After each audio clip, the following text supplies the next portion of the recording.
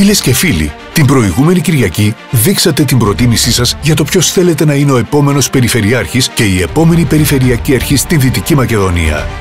Την επόμενη Κυριακή κάνουμε αυτή την καθαρή εντολή μια ξεκάθαρη νίκη για να ολοκληρώσουμε μαζί αυτή την προσπάθεια χωρίς χρωματικούς διαχωρισμούς και διακρίσεις, όπου ο πολίτης αποφασίζει ποιον θεωρεί καλύτερο να δώσει την ελπίδα και την προοπτική που έχει ανάγκη ο τόπος μας να διεκδικεί όλα όσα μας αξίζουν.